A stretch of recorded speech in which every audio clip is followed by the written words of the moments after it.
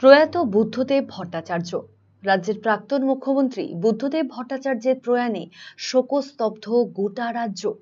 প্রাক্তন মুখ্যমন্ত্রীর প্রয়াণের খবর পেয়ে বুদ্ধদেব ভট্টাচার্যের পাম অ্যাভিনিউয়ের বাড়িতে ছুটে যান বর্তমান মুখ্যমন্ত্রী মমতা বন্দ্যোপাধ্যায়। প্রয়াত বুদ্ধদেব ভট্টাচার্যের সন্তান সুচেতন ভট্টাচার্যকে পাশে নিয়ে বুদ্ধবাবুর স্মৃতিচারণা করলেন বর্তমান মুখ্যমন্ত্রী মমতা বন্দ্যোপাধ্যায়। স্মৃতিচারণায় কি বললেন বর্তমান মুখ্যমন্ত্রী?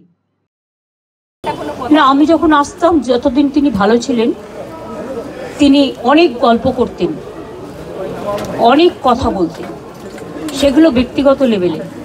আমি সেসব কথা বাইরে আনতে চাই না। আমার সাথে দেখা হয়েছে সিঙ্গুর আন্দোলনের পরে, গোপাল গান্ধী যখন গভর্নর ছিলেন, একটা সুন্দর পরিবেশে আলোচনা হচ্ছিল। গোপাল গান্ধী তখন জিজ্ঞেস করলেন, আচ্ছা বলুন তো, ভরা থাক গানটার অন্তরাটা কি? উনিও বসেছিলেন, আমিও বসেছিলাম। আমি তখন বলেছিলাম, যে পথে যেতে হবে সে পথে তুমি একা, নয়নে আধার রবে, ধ্যানে আলোক রেখা। এই ঘটনাগুলো আমার মনে পড়ে। 92-তে যখন দাঙ্গা হয়, আমি ছুটে গিয়েছিলাম মহাকরণে, আমার কিছু দরকার আছে কিনা সাহায্য। আমি যখনই কোনো পরিস্থিতি দেশে বা রাজ্যে হয়েছে যেটা রাজনীতির ঊর্ধ্বে থেকে শান্তি রক্ষা করার জন্য, সেটা আমি সবসময় করেছি। এবং আপনাদের সকলকে বলবো, যেভাবে শান্তি রক্ষা করছেন আপনারা, সেইভাবে শান্তির সাথে, শ্রদ্ধার সাথে শোক জ্ঞাপন করুন। প্রাক্তন মুখ্যমন্ত্রী বুদ্ধদেব ভট্টাচার্যের মৃত্যু সংবাদ পেয়ে তার পাম অ্যাভিনিউয়ের বাড়িতে ছুটে যান রাজ্যপাল সিভি আনন্দ বোস। প্রয়াত নেতাকে শেষ শ্রদ্ধা জানান রাজ্যপাল।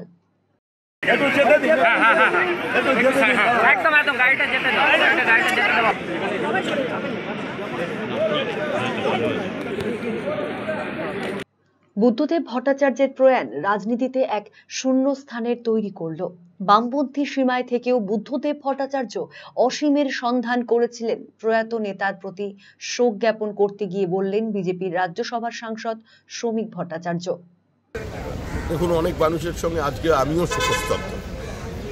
বুদ্ধদেব ভট্টাচার্যের এই প্রয়াণ নিঃসন্দেহে আমাদের কাছে একটা বড় দুঃসংবাদ। রাজনৈতিক মতপার্থক্য ছিল, রাজনৈতিক মতপার্থক্য থাকা সত্ত্বেও এই কথা অস্বীকার করবার কোনো অবস্থা নেই। বুদ্ধদেব ভট্টাচার্য তার নিজের দলের সীমার মধ্যে থেকে একটা অসীমের সন্ধান করার চেষ্টা করেছে।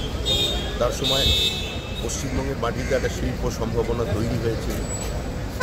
তার রাজনৈতিক স্বচ্ছতা, তার অর্থনৈতিক সততা, তার অনাড়ম্বর জীবনযাপন যে কোনো রাজনৈতিক কর্মীর কাছে একটা দৃষ্টান্ত হয়ে থাকবে।